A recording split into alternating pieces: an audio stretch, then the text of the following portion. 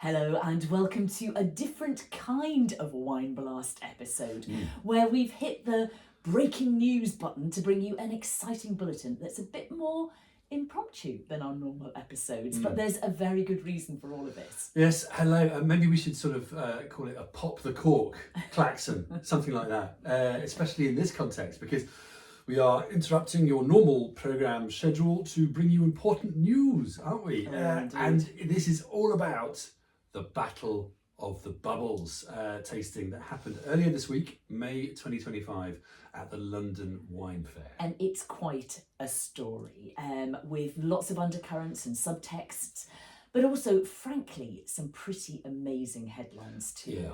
So to give you the basic context, the Battle of the Bubbles was a tasting in which top champagnes from Dom Perignon to Krug to Bollinger RD, costing up to nearly £300 a pop, went head to head with sparkling wines from around the world. So we're talking England, Spain, Australia, South Africa, Italy, New Zealand, Germany and the US. It was judged by an expert panel, including both of us, under blind exam conditions. So pretty much the gold standard. And it's possibly, I would say probably the most rigorous large-scale tasting of its kind ever done in terms of sparkling wines. You know, I think so. You think? I think so. I think so. I mean, I struggle to think of others that we're aware of anyway. That could match this. We'll be interested to see if anyone has any different views. But, you know, with this calibre of judges, 16 in all, equal split women, men, all highly qualified, including master wine, master sommeliers, sparkling wine experts, with 26 wines expertly selected by Master Sommelier Ronan Sebern and Master of Wine Sarah Abbott, judged properly blind, scored out of 100 with no details on the wines given ahead of the tasting, and with scores processed using rigorous data analysis. So, the results matter. Yeah, now we're going to get into the overall results as well as our personal verdicts very shortly, but there are two headlines which really do stand out from the Battle of the Bubbles. Firstly, in terms of the overall results, it was a slam dunk for England. Yeah, it really was. The two top scoring wines from the entire tasting were from England. The only two English wines in the competition. They took first and second spot, and that was ahead of some pretty stellar names from Champagne. So that's a headline if ever there was one. It is quite something, isn't it? It really is, yeah. A sparkling performance, you might say, if you had a really bad taste in puns. UK. It's a delicious double whammy, if you like, whatever. There was also another standout headline in the mix, though, at least as far as we're concerned, and that's the kind of sort of David versus Goliath story in terms of value. Because there were two wines in the mix that sell for around £30, so not far off, sort of 10 times less than some of these vaunted prestige cuvées from Champagne, and they were rated as good as, or sometimes better than, the big names. Yeah, so some bargain bubbles, well worth snapping up, and we'll be spilling the beans in due course. Right. So how are we going to go about doing this episode without just rambling? Okay. I thought what we could do is maybe give a bit more detail about the tasting and the overall results, and then we could go through the wines to give more context and sort of our personal insights. But we're probably going to argue. We're definitely going to argue. Because we did disagree about some of the results. We did. You'd expect nothing less. Not mentioning any names, Dom Perignon, and then maybe some final sort of conclusions at the end to wrap it up. Yeah. Okay. So let's talk about the tasting. We were told beforehand that we would be judging 13 pairs of wines, and each pair would feature one champagne and one wine from outside Champagne, in fact outside of France, which Ronan and Sarah had chosen to be comparable in terms of style or price, or both. Yes, we were encouraged by Ronan not to second guess origin. I think is quite important to prevent sort of unconscious bias creeping in. Or even, wasting time, really. This wasn't about guessing the origin. This was about quality. We were just there to evaluate, focusing on quality in the glass. Were these wines any good or not? How did we rate them? And Roland landed that, these were quality wines, but he did the one thing that we knew was there was nothing older than the 2008 vintage. Yeah. So no further details were given about any of the wines. All the wines were served from anonymous decanters. Judges had no ideas what wines were involved, and were simply asked, as you say, to score out of 100 and to submit those scores for analysis. Yeah, I think these wines were slightly, I don't think we could have dreamt of the kind of quality in this line. We might have thought one or two were amazing, but to have the quality we did was pretty. Yeah, there was some very good wines. Someone's credit card has maxed out on this. Anyway, broke the budget. One thing that's really important to say is with this tasting, we did take our time. Sometimes these tasting can be a bit rushed and they're a bit kind of. We had lots of time, as much time as we needed. We had over 2 hours for the 26 wines, with breaks, all in silence, so no conferring, proper sort of Riedel glassware. It was, it was tip top. Yeah, and the judges just very briefly were Elliot Owen, who is from ABS, me, Sam Capehorn, MW, Oz Clark, Giles Fallowfield, a big champagne expert, Tina Jelly, Charlotte Gordon, Tom Hewson, Henry Jeffries, Alice Lascelles, Mathieu Longueur, MS, Jane Rackison, Peter Richards, MW, Anthony Rose, Joanna Simon, and Siobhan Turner, MW. Now, the border count, BORDA count system, scoring system was used.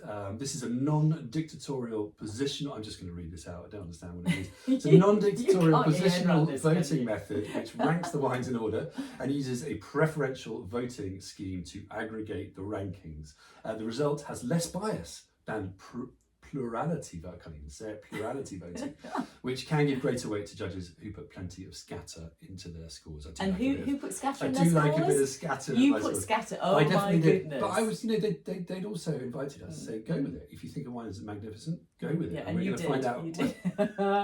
Anyway, so these are the results which we're about to give you here. The overall results from all the judges. Yeah. So from the aggregated scores of all the judges using the border count system. So this gave the following headline results. Top scoring wine, 2010 Nightimber 1086 from England. Nice work. You going to do the champagne? No. I think you're going to do them all. Oh, okay. I'll do them all. Okay. Well, you do it so well. Top scoring champagne, controversial between us, 2013 Dom Perignon, or DP as it tends to be known. The top scoring side, so was it champagne or the rest of the world? Champagne. The champagne wines got 2,782 points versus 2,418 for global sparkling. So a 15% difference there. Though I think it's fair to say this should be taken with a pinch of salt, and we're going to come on to that in a moment. Oh, yes. The best value, and this really was great value, Cloudy Bay Pelorus Rosé from New Zealand. Interesting. And I'm just gonna. Oh, sorry, go on. I was going to do the top 10 wines. Yeah, you go for it. Top 10 wines in order of preference were as follows. 2010 Nightimber 1086, the UK. Everybody had that one. Second, Gusbourne 51 degrees north 2016, also from the UK. Third place was Dom Perignon 2013 from Champagne. Fourth was Dom Ruinart 2010. Also from Champagne. Fifth was Tétinger Comte de Champagne 2013, also from Champagne. Then we're on to Krug Grand Cuvée 172nd edition, Champagne. Then Bollinger RD 2008 from Champagne. Then Champagne Aigli Ourier VP, non-vintage. Then the Roederer Estate in 9th. Quartet from Anderson Valley in the USA. Then finally, number 10, Graham Beck Cuvée Clive from South Africa. 2019. Yeah. So what are our immediate reactions to these results? I mean, the fact that the top two overall scoring wines were English, I mean, it's a stunning result. It really is. It can't be overstated. No one could have predicted that. No. Okay, these aren't cheap wines. The Nightimber's about 150, I think. The Gusbourne's about 200. Yeah. But still, this is proof that England can compete at the very highest level, but beat the very best.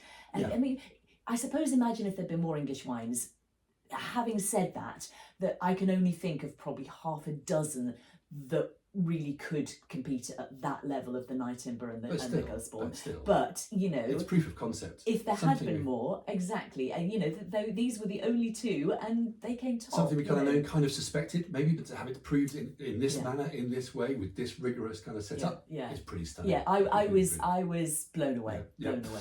Yeah. That said, and let's not let our excitement run away with ourselves here. You know, there were some absolutely beautiful champagnes here in this tasting and in that top 10. You know, champagne remains the global standard for top quality fizz. There's no question about that. I think you'd agree.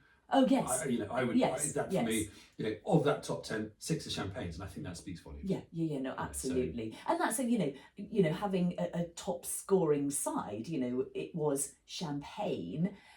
But was it really fair? That's the question. And so we're going to get into this now, because these were top quality champagnes, pretty much all of them. And in the non-champagne camp, you had a Prosecco. I still don't quite know what that was doing there, really. You know, it was a good Prosecco, but it didn't quite fit. Anyway, Sekt from Germany, a slightly, unfortunately, out of condition rosé from California. You know, all of which slightly skewed things. And when you compare also the average prices, you know, the non-champagnes were significantly less expensive than the champagnes, because the average price of the champagne was £144 when you added them all together, averaged them £144, and the average price of the non-champagnes was £91. So quite a difference. Quite a big difference. We're still not talking bargain bin prices here, though, are we? These are expensive wines. They are. You know, you say that. No, but they are. Come on, you know, 91, 150, but still, you know, yes. Moving on, but even so, talking relative value. Yes. No. Okay, No. so I guess so. If it's an average value, we're talking relative. Okay.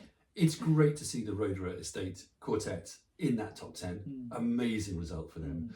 Also, to have the Pelorus Rosé from New Zealand named best value. You know, these are wines that cost about 30 quid. Okay, not cheap, but relative value we're talking here. For this. Because we're talking versus, you know, 280 for the Bollinger-ish, 200 on for the DP, you know.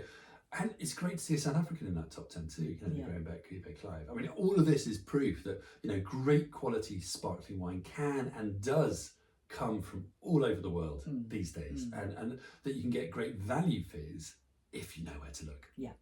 No, that's so true. Anyway, I think shall we whiz through the wines? Yeah, actually, time's give much a bit on, more isn't it? detail and colour to all of this. Absolutely. So let's start with the first one. We've got our list here, so we're not going to forget things.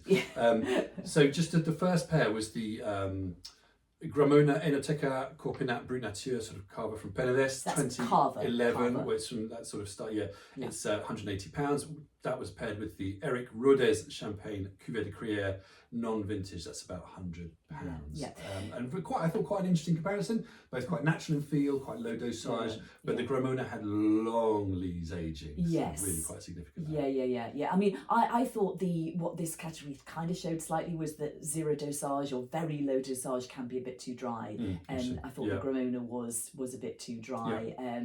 But both of them were pretty dry. The Eric Rodez was 2.5 grams, and I think both would have benefited. We're talking about dosage. Just remind us, quick explainer. So dosage is what gets added at that's pretty much the last process, and it's a little bit of sweetener to balance the wine. So when you get rid of the yeast lees out of the bottle, you lose a bit of the wine, and so you add that head space is filled with a little bit of dosage, which is a sugar syrup. Or it's got sugar in it. It's a sort of sweetness. Importantly, because zero dosage. A lot of these wines have very high acidity. The wines made in the champagne style often have quite high acidity. Naturally, they're grown in cool climates. So you need just to balance and offset that with a bit of sweetness. And not talking lots of sweetness. When we say zero dosage, it's wine is added back in, but there's no sweetness, which is controversial. We're going to touch back on this, aren't we? You know, I'd have to say I did like that Gramona sort of leathery, dry fruit maturity. It had a wonderful. Again, talking lees aging here. That is when traditional method, you make the wine first fermentation, then you stick it in a bottle with a bit more yeast and sugar in a closed container. It re-ferments, which gives it the sparkle, but crucially, it's then the aging process where the yeast leaves, the dead yeast leaves, in part infuse their flavour and texture into the wines that gives these wines often their complexity and beauty. And when you leave it longer, it can give the wines a very specific character, a bit more richness, and it's very, very interesting. Anyway, these were long lees aged, weren't they? They were. I thought that was really lovely in the Gramona. But yes, it fell away a bit, but possibly because of that low dose size. Completely agree. The Rodez was quite full on, sort of max expression for me, but again, didn't really sing. Again, perhaps because of that low dosage. I mean, I think it was great, but I think, I think it was just that low dosage that slightly let it down. Yeah. Okay, pair number 2. So this was when we got into the RD territory. So we had Bollinger RD 2008, and we had 2009 House of Arras EJ Carr late disgorged from Tasmania in Australia. Yeah. So intriguing pair. Yes. As we said, both late disgorged. Bolly had 14 years on the lees, House of Arras 13 years. So there was a real comparison here. Yeah. Both fairly low dosage again. Bollinger 3, Arras I think 1.6. Yeah. Big difference in price. Yeah. Big difference in price. So we had, I think, the Bollinger's about, well, it depends where you buy it from. Just anything from 270 to 350. Yeah. Whereas the Arras is less than 100, about 90 quid. No, I'm just going to come out and say this because I can't contain myself anymore. The Bollinger RD Récemment Dégorgé 2008 was my wine of the tasting. Oh my lord. What did you score it? 100 points. 100 points. I did not hold back. Basically because I was tasting it and I thought, this is just golden, sensuous, seamless, classy, cultured, evolved. It was the third wine of the tasting and you were already throwing on out 100 fire. points. I was on fire. No. But I honestly, objectively evaluated, I thought, what more could this fizz be or do? And I thought, for me, it couldn't do any more. Therefore, 100 points. Glorious. Absolutely glorious wine. Great vintage, hard to compete with that, unfortunately, for the Arras.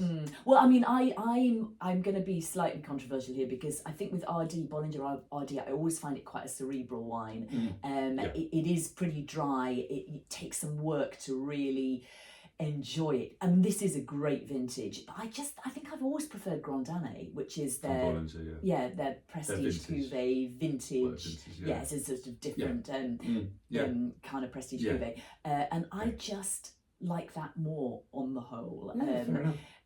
But as you say, I think Arras really just couldn't quite. Arras is one of the top Australian fizzes made by Ed Carr, who is a fantastic winemaker and such a lovely man.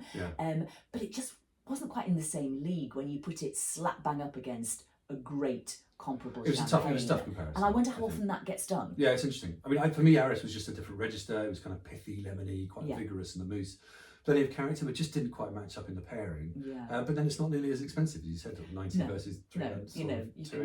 You can get 3 bottles of Arras for your bolly. Anyway, a very, very interesting comparison. Very interesting. The Arras did not disgrace itself at all. It was a tough old match for that one. So moving on to the third pairing, which was rosés. Woo! Bit of rosé, we love a bit of rosé. It was the Laurent Perrier rosé non-vintage, about £80, versus the Cloudy Bay Pelorus rosé from New Zealand.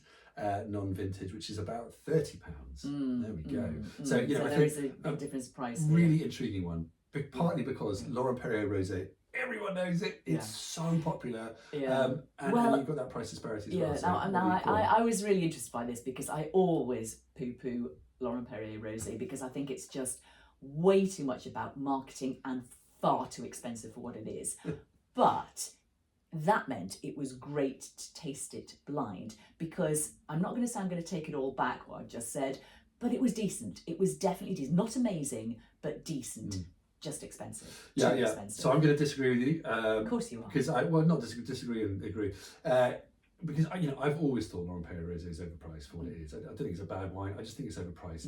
It's got name recognition. Well, we're slightly agreeing then, aren't we? Well, really? A little bit. But in terms of my rating, though, is where I disagree with you because I just found it really quite confected, and because you thought it was okay. Yeah. You rated it quite highly. I did. I thought it was quite confected, and I'm going to use this word, not going to use this word lightly, but buxom and sort of woolly and just a bit airy fairy. Woolly. Airy airy fairy and a bit confected and contrived, a bit cloying. Yeah. And so I really didn't rate it very highly. But I did for the Polaris. Yeah, Polaris. Polaris, I agree. I mean, we both agree on. I think we agree on quite a bit of this. You know, it was better. It was more elegant, more layered, more filigree, and so much better value. You know, £30. Oh versus, my word, like the you say, value there. You know, I thought it was a top rosé champagne. Yeah. I thought it was absolutely beautiful, seamless, creamy, fruity. Didn't put a step out of line. Yeah. It was absolutely beautiful. So you'll be buying that, will you? Buy. That is my recommendation from this point. Buy.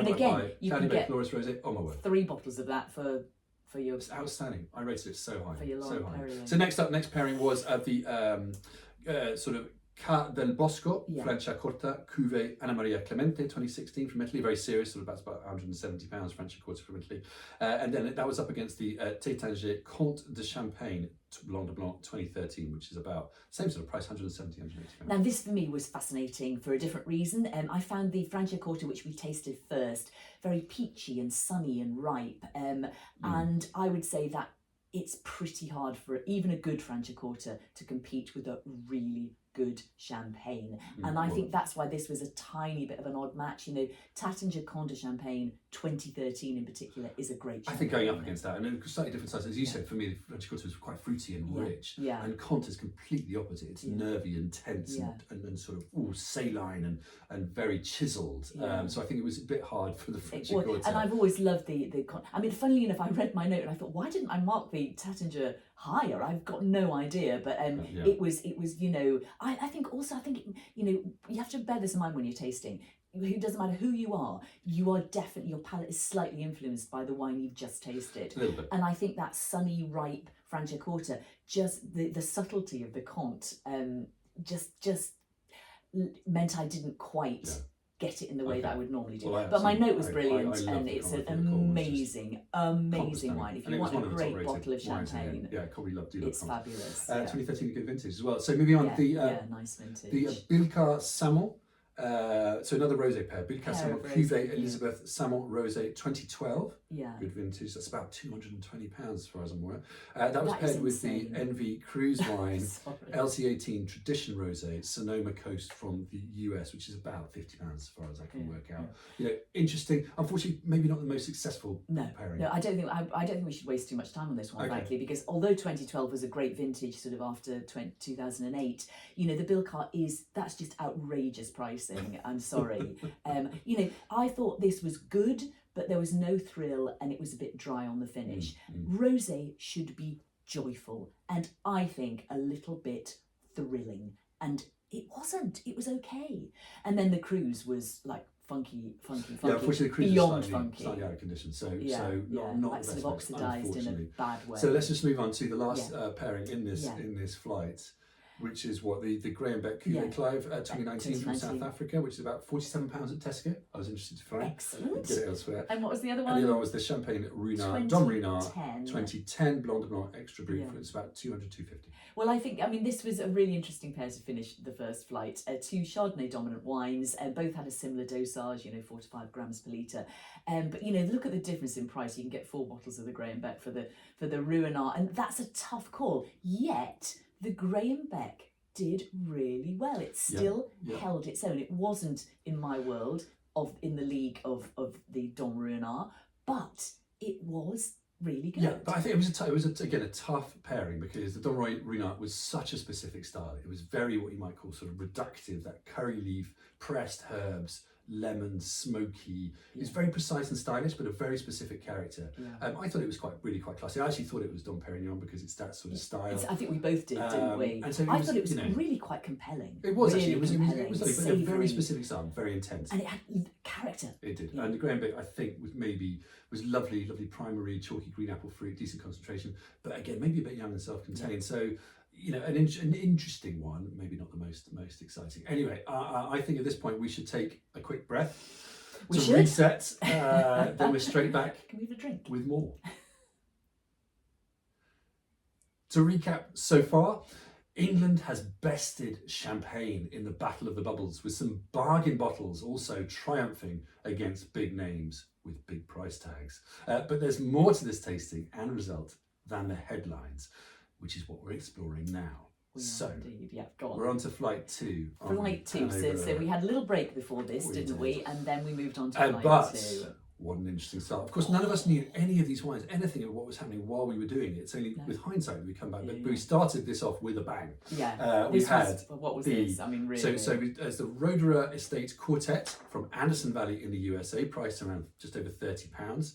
That was up against Champagne Krug Grand Cuvée, 172nd edition, which is about 200. It's about 240 in Waitrose at the moment, but 240. What an interesting pairing! Perhaps one of the most fascinating, dramatic showdowns of the tasting. You know, on the one hand, you have Krug. You all know Krug, famous champagne house. Blend of this wine, Grand Cuvée blend of 146 different wines from 11 different vintages. On the other hand, you have a £30 fizz from California. Made by Rodez. Yeah, you're quite right. So it's made by Rodez. Champagne house Louis Rodez has an operation in California. So it's made by them, but it is from California and it's £30. So I want to say this is probably the result of the entire tasting, this particular pair, that I was most thrilled about. Because I have always loved Quartet. It's been around for quite a long time. And usually when you love a wine like that's a little bit left of field, like Quartet, over time, the winemaking or the quality of the grapes or whatever deteriorates, and it just ends up being not as good as it was. However, this is not the case for Quartet. And I personally would have given the value award to this wine, never mind anything else. It's just so good. It's such good value, and it got one of my top marks. And the fact it was up against Krug and held its own is even more impressive. I agree. I mean, this was a fascinating comparison. Well done to Ronan and Sarah for putting this together. What a tasting to do blind. So rare you can do this. I have to say the Quartet wasn't quite so impressive for me as it was for you. I thought it was really good. A little bit primary, just lacked a little bit of intensity compared to the Krug. You know, compared to the Krug, really. You know, to go, as you say, to go up against Krug and hold your own. Wow, that's pretty amazing. Yeah, I mean, the Krug was what I describe as hedonistic, an incredible wine, and I think hedonism here is a big theme for me because I want my fizz to be a little bit hedonistic. I want some flair. It doesn't matter what sort of style that flair is, but I want it to be. We want hedonism in our sparkling wine. Yeah. We want to feel great. Yeah, we want to feel transported and entertained. I want to fall in love with that glass of wine. Are you not entertained? Says Krug and Quartet. Anyway, I love the Krug. I love the Krug. I thought it was packed full of brioche, buttered toast, red apple, saline series. I actually wrote, I called it a thinking person's fizz. I think you're coming at it from slightly different. You're sort of coming from a hedonist's fizz. See, it works for both. Yeah, I think the RD Bolly is a thinking person's fizz. I think this is a bit of both, but it's classy. And also, we have got a little bit of a soft spot for Krug. We do, because we always used to buy it when we published the book. Whenever it came out, we would go straight around the corner and buy. I think if we had anything, to celebrate in our younger days, we would splash out and spend money we didn't have on a bottle of Krug. There we go. Anyway, so let's move on to the next pair. So less exciting, this pair. Partly, I mean, it was interesting to see, but the champagne was corked and they didn't have another bottle. It was sort of lightly corked. It wasn't crazy corked, but it wasn't good. And this was so it was the Pascal Agrippa 2018 Mineral Blanc de Blanc, and it was up against Quartz Reef, which is the 2017 from Central Otago in New Zealand. Quartz Reef again. Blanc de Blanc. So, on paper, quite an interesting face-off. 2 Blanc de Blanc, similar prices. They were similar prices, actually, 180. 100 yeah, so the Agrippa was about 100 and the Quartz Reef both low dosage, both similar age. Yeah. But I mean, it wasn't a pair that sang. No. And because one was corked, as we said. I think that could have been a really lovely champagne. I imagine it is a really lovely champagne. But there's only so far you can go with guessing how good it is when a wine is corked. And then the Quartz Reef was interesting. I think it was all right. But I mean, the Quartz Reef, I found it there was just some the odd disconcerting note. There was sort of pineapple chunks and slightly exotic, slightly varnishy. It wasn't bad, but it was kind of just a bit disconcerting, particularly maybe in this context where we were so scrutinising and comparing. So neither of them sat sort of beautifully right. So if we move on, this was another amazing face-off, wasn't it? Two really big hitters here. We had the Paul Roger Winston Churchill 2015 against Gusbourne, England. Gusbourne 51 degrees north, so their absolute prestige Cuvée 2016. So we're a year apart here.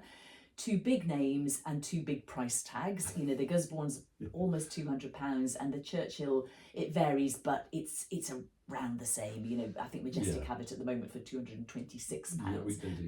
But you know, they're similar. They really are similar. Now, we had quite different results here, so I'm going to get my tuppence in first, if you don't mind. I found the Churchill to be quite sort of self-contained and reserved. It was definitely serious. You know, it was quite chalky with lots of density, but just not very harmonious right now. It needed to soften, so maybe a bit young. I gave it a good mark, but not a stellar mark. And then the Gusbourne, you know, I found that actually a little angular as well. Neither of these for me sat really easily. They were wines I would want to see in 5-10 years. You know, but the Gusbourne had really wonderful intensity, a bit woolly and lemony. So, you know, two really interesting wines, but I found them quite inscrutable, quite hard to come to terms with. Okay. This is what we did disagree on this one. So I just think, what the heck was going on with the Churchill? I just wonder if it's the vintage, you know, because it's 2015, and 2015 was I think you know, there was a drought, which some people are then attributing this slightly vegetal, almost sort of botrytis in a bad way I got on this wine, but just this weirdly vegetal kind of character, and it just seemed a bit dull as well. I mean, that didn't overwhelm the wine, but it was decent, not exciting, and that's not what I expect from Winston Churchill. Yeah, exactly. By comparison, for me, the Gusbourne was anything but dull. You know, one criticism I might have, because it was definitely in my note, the acidity was a tiny bit high for the balance of the wine. But you know, we are talking England, acidity tends to be high, and it really is a great example of England at its best. I got that reductive, nutty, creamy, lemon mineral, loads of flavour, and I like this wine a lot. You often can't criticise top English sparkling wine for lacking character or intensity. No, it's often it's often a bit too full on. It can be. And actually 2016, you know, as we know, it was quite an intense vintage, wasn't it? It gave was. Some pretty intense flavours. So 2016 was interesting in the sense that it's quite a small harvest, and it was a harvest of two halves, because you had a cool wet start and then a warm dry finish. Equally, the east of the country fared better than the west, and that's where Gusbourne is, because it was drier. So I think but again, maybe you know, just wines to leave and come back to. Yeah, no, absolutely. Possibly. They're definitely long-lived. Really did. Yeah, no, there's some other 2016s that are gorgeous at the moment. Right, so moving on, we've got the pairing of the Nino Franco Grave di Stecca Prosecco Valdobbiadene 2015, and that was up against the Aigli Urier VP, which means Vieillissement Prolongé 2016 Grand Cru. The Aigli is about 120. Of course, we've had the Aiglis, the lovely Aiglis, on the pod. Wonderful people, wonderful wines, and that was up against Prosecco. And the Prosecco, to be fair, is about 28 to 30 pounds. So it's not. I know you can go hard. Don't go too hard, because I think it was interesting to have different things in this tasting. I thought it was a slightly oddball pairing. It's a bizarre pairing. Maybe it didn't really work, but you know, you can't fit everything into a tasting. No. And what would you put Prosecco up against? And of course, the Prosecco, partly because what you're driving at, this Prosecco is made from the Glera grape variety, and it's made in the tank method, Charmat, which is different from all the other wines here. Albeit, you know, the Prosecco is a single vineyard. It's a very fine example to my mind. But then it's up against an incredibly rich, powerful, possibly one of the most characterful wines in the entire tasting, the Aigli Urier. Yeah, I mean, I think it's where things went a little bit pear-shaped for me. I mean, it was, and talking of pear, it was as if you'd been tasting and sort of assessing a range of different apples, I think. And then, and they're all different because they're different types of apple. And then suddenly someone throws in a pear and you think, what's that doing there? Literally pear-shaped. But yeah, it was definitely decent, but it didn't fit in the lineup. And so it was, I think it would have been very difficult to find the right champagne to pair with this, but maybe one that was less expensive and a bit more, you know, a standard champagne. But the Aigli was fantastic, wasn't it? Was so just good. Gorgeous. For me, possibly one of the most complex wines on show. Full of sort of baked apple, leathery, dry white fruit, chocolate, almost sherry sort of complexity. I mean, if you haven't tried Grower Champagne by any chance, I'm sure a lot of our listeners have. But if you haven't, Aigli Urier is a name to really try. They're not cheap, but you know, the best Grower Champagnes. We had a few in here, but this was one that shined the most. You know, I wrote about this wine. Life's too short for boring fizz, and this is Completely And opposite. it was a difficult vintage 2016. I know, so but they've what a made, wine. they've made The precision, the attention to detail that a small scale focus can give you. What a wine. What a wine. So a really interesting pairing, but maybe not the... No. And actually the next one was not my favourite either, really. And we had a sect from Germany. Zect. And I'm going to Zect. There we go, sorry. My pronunciation always gets criticised.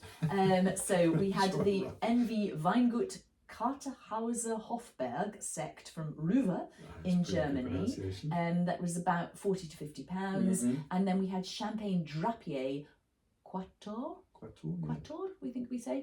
Quattor non-vintage. How much is that? That's about £95. So what's interesting about this is it's made from heritage varieties, isn't it? The Champagne. Yeah. So what did you think? I didn't think either really sang for me. No, neither really sang and neither are cheap. So it was a bit, I'm not sure, maybe one not to spend too much time on. Obviously the Drapier is made from the lesser known grape varieties, as you said, so Alban, Petit Meslier, Blanc, Vrai and Chardonnay. Blanc Vrai is Pinot Blanc, isn't it? And the Zect was made from Riesling and Pinot Blanc. So different grapes, a bit of a kind of... You can sort of see why they put those two together, though, really, actually. Slightly interesting comparison, but neither really sang, unfortunately, on the day. No. So there we go. Yeah, so let's move on from that. We've got a couple of really interesting ones to do. So then we moved on to a pair that included a Cava and then a Brut Nature champagne. So we had the 2011 Recaredo Turo den Mota Cava from Penedes in Spain, which is between 130 and 160 pounds. So one of the really euros, actually, I think. Euros, but I couldn't find an English price. But it's not far. It's pretty much the same these days, isn't it?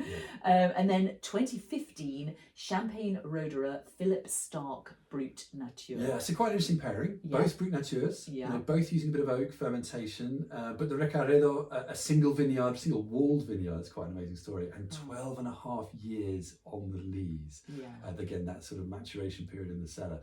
I thought it was quite an interesting comparison. Yeah, I do. And I thought the Recaredo, to be fair, in terms of what was most successful in the Cava Sect Prosecco gang in this tasting, I think this was the most most successful for me. It was initially a little bit nutty, reductive, elegant. It did go a little bit oily in the mid palate, but I thought it was pretty good. And I actually loved the Philip Stark. I'm going to get this in straight away.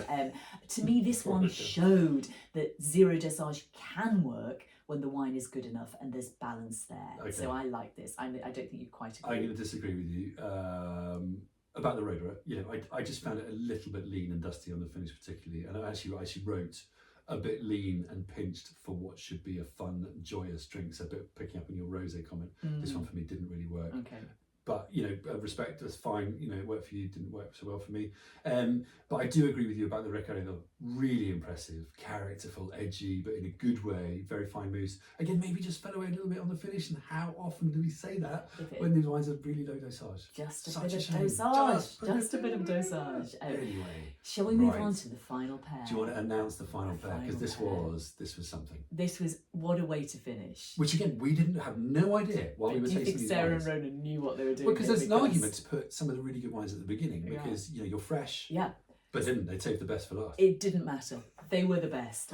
Well, they were some of the absolute best. And so we had Dom Perignon 2013, and we had the 2010 Nightingale 1086, it's called, from the UK. Yeah, it's a bit confusing, that name. It's not the 1086 vintage, obviously. So let's explain. The 1086 is from the Doomsday Book, and it's the first mention of the Valley of Nitimbrea in 1086. So that's where it comes from. You're saying your pronunciation isn't brilliant. Is that lovely Middle English? Medieval English. To me now. You're already medieval. I can do medieval English. Oh, easy. I can easy do it. It's so useful as well. I've had a few glasses of. I'm all medieval. Anyway, so I thought they saved the big drama to the end, as we've said. This was a sensational showdown. So interesting. It's such a privilege to be able to do. On the one hand, obviously champagne icon Dom Perignon from the 2013 vintage, about 190, 200, ish pounds. On the other hand, the sort of in the English called a Nightingale 1086 from the 2010 vintage, so a tiny bit older, 150 pounds and guess which one. Well, we all know which one won. But you know, I love the fact that Nightingale was up against Dom Perignon. I actually went to the launch of this wine, which this was the first vintage they made, the Nightingale. They launched it in 2019, and at the time I said it's quite young, and I think what's happened is, you know, it's had another 6 years now, and it's tasting fantastic. It was a very successful vintage for them. Yeah, but you rated that quite highly. I rated it highly then. Well, because I said it's fantastic, it just needs more time. And it was a very successful vintage for them. They then didn't make 2011 and 2012, they've made 2013. And they make a rosé as well, which is... I think 2013 is the current vintage, is that right? I think it is, yeah. Anyway. And the rosé is also fantastic. So, you know, the Dom Perignon showed really well. It was very champagne. It was characterful, which is what we're all looking for. But there was just something so bold and beautiful and savoury and elegant. So mouth-watering, hedonistic, but in the best possible way. There we go, hedonistic again. Yeah. So I think your scores, if I'm not wrong, were sort of 1 point apart between these two wines. So very close for you. But I was less scatter scoring generally. There was a lot of times when scatter slur that's been going you said on. it first. If I go for it, I love it. If I don't, I don't. But no, I just kept my scores much closer. Yeah, but for you, Nightingale just edged it. Yeah. So Nightingale beat Dom Perignon in this. How many times are you going to say that? Well, probably carefully. But we are going to disagree again, as flagged. Great. I agree with you on the Nightingale. I think we scored the Nightingale exactly the same, actually. It was one of my wines at the tasting. Seriously complex, rich, characterful, as you said, hedonistic, beautiful wine. Don't use that word very often. But where we do differ is on the Dom Perignon, the DP. I've never been a massive fan of DP. I find it a very specific style, which I just happen not to like. But more than that, it's not just the style, that smoky, lemony, pithy, reductive style. It's what's beyond that. I don't find there's enough there for this to demand the price it does. And I was really interested to find, again, totally blind, didn't know anything. I gave this one of my lowest scores of the tasting, I have to be honest. So there we are. You're wrong. No, nobody's wrong. Happy being wrong. But there you go. Just I was really interested. The only last thing I would add is, you know, I'm not usually a big fan of DP, but I genuinely loved the fact it was in there and that we could taste it totally blind, you know, up against a great wine, so it had to perform well to be next to Nightingale. And for me it did. So okay, come on, we need to wrap this up. So personal preferences, personal conclusions in terms of our individual preferences. I'll go first. So my top wines were Bollinger 2008, really? Egliurier VP 2016, and Cloudy Bay Paloris Rosé NV. Those were my top three. So followed by, sorry, I just did throw a few more. Cont 2013, Nightingale 1086, Krug, and Dom Ruinart 2010. Yeah, so I went for Nightingale as my top wine, and Krug and in fact, I think they scored the same. The Nightingale, the Krug, and the Rodez Quartet. I scored those three. I remember that exactly the same. Rodez Quartet, can you believe it? I also then really liked Dom Ruinart, Eric Rodez Champagne. Dom Perignon, as we said, Bollinger and Egliurier. So when you combine our scores, which I don't think is fair. Mine were a bit more scattered, but given you gave 100. Top three: Bollinger, Nightingale 1086, Egliurier VP. What a trio! Yeah. Quickly followed by Cloudy Bay Paloris, Krug. So some really interesting results there. Yeah. But actually, going back to that, you know, I had Gusbourne in one of my top slots as well. So Anyway, I think we should just talk a couple of points. Yeah. And one of them, I think we're going to wind back to the dosage issue. Yes. And I don't want to go on and on about it. You know, my Master of Wine dissertation was about zero dosage wines, so you know I probably talk about it too much, but there is a trend to go very low on the dosage front. And when you looked at these wines where we knew the dosage, where we've been able to find the dosage, a lot of them are low, except when you look at Nightingale and Gusbourne, they're not low, they're at the slightly higher end. And I just think it's sommeliers saying to producers, oh, you need to go low, that's the current trend, you know, and it might make sense on paper, but it doesn't make sense what rarely makes sense when you taste the wines. They're often too dry, and what happens when they're too dry, they just kind of fall away on the finish or even in the middle of the palate,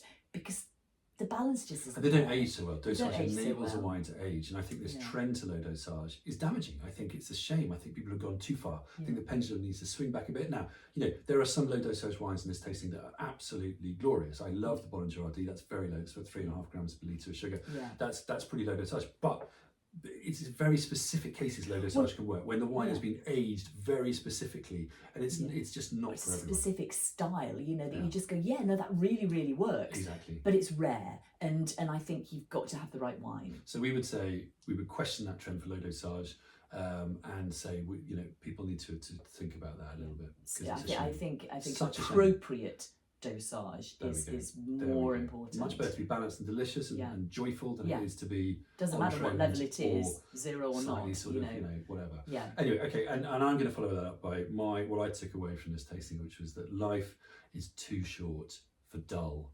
fizz.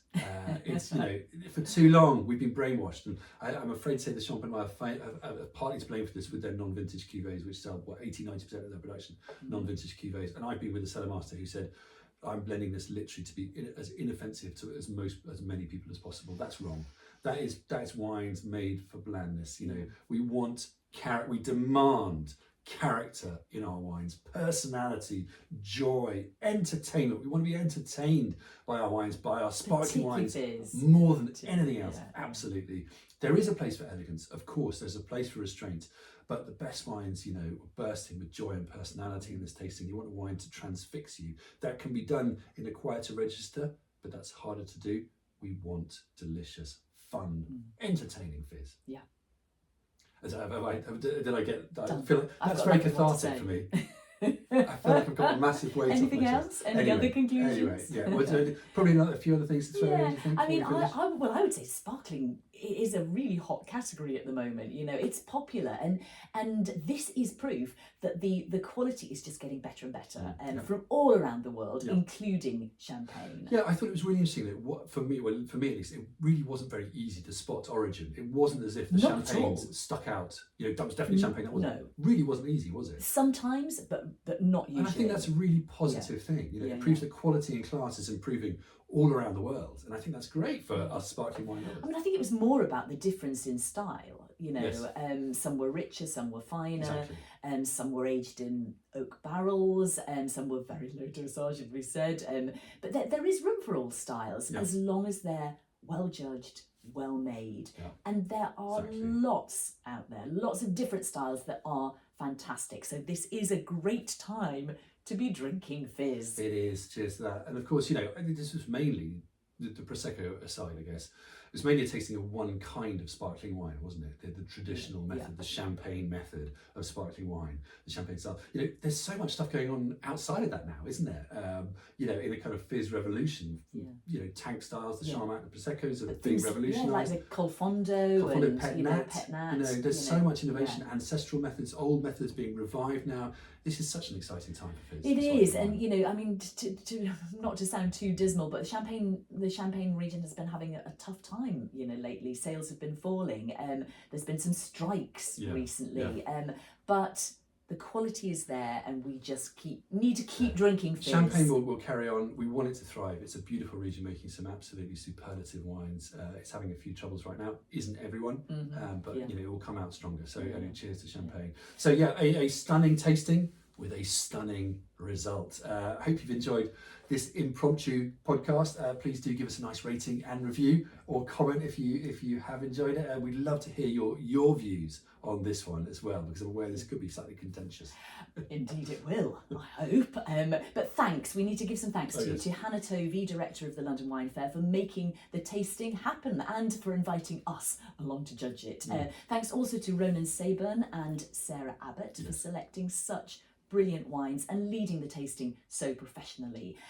On which note, we should have a little shout out to, I think, to Dion and Iona for impeccable service during the tasting, and also to Sally Bishop for her help researching the episode. It was. This was a big team effort. Thank you to everyone, and of course, thanks to you for listening and for watching. Until next time, cheers.